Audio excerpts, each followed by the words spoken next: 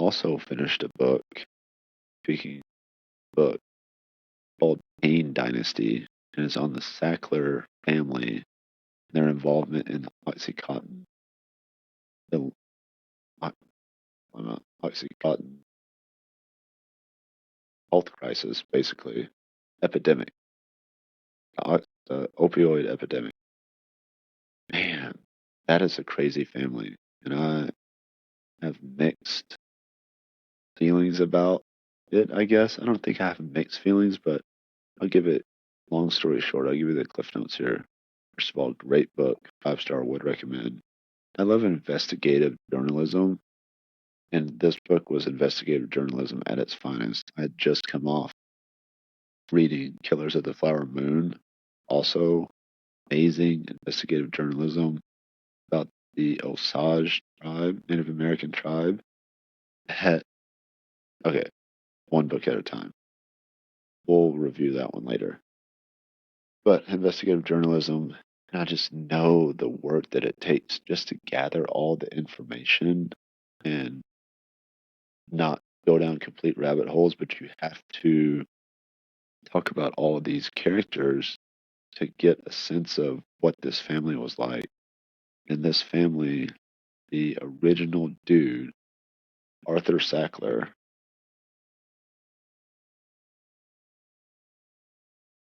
he was the one that brought pharmaceutical marketing into what we know it as today. So think all of those ads in magazines and on TV.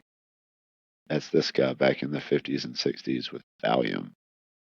And so he started marketing Valium and all these crazy ads, and then started his own like medical board to make it look legit. All these medical reviews that was not, just him coming up with them. So anyways, they just continued that, got super rich, and bought Purdue Pharma, a pharmaceutical company that was making like laxatives and earwax, just super earwax removal, just super middle of the road basic stuff.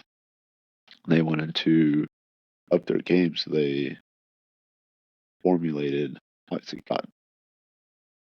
And it was, I mean, obviously wildly successful, but the whole book is about how the Sackler family also was big in philanthropy.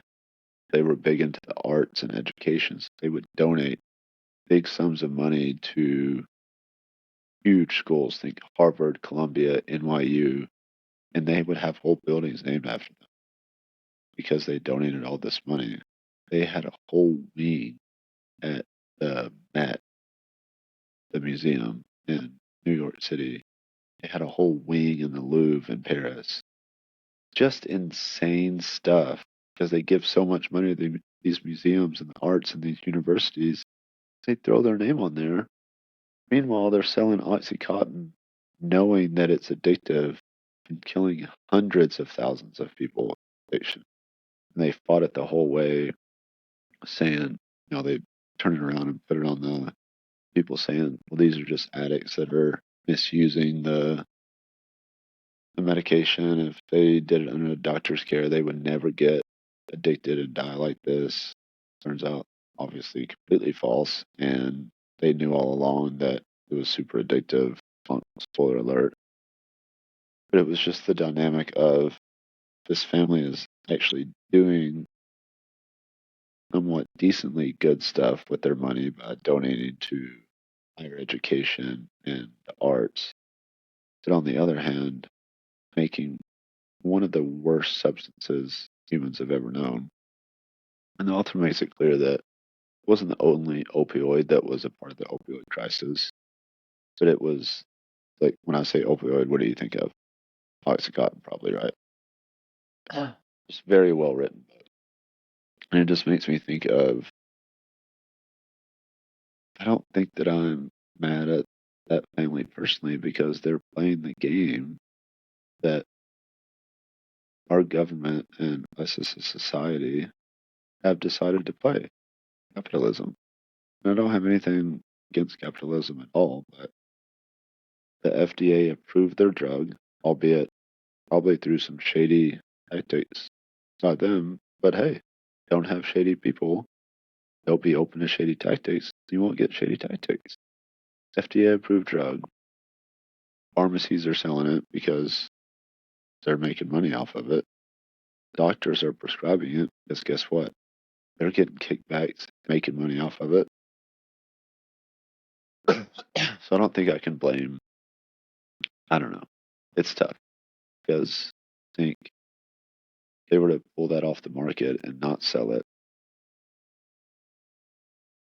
do we think that somebody would have just taken its place, like whatever Johnson and Johnson's opioid, which they do have, to just fill that void? Probably right. I think so.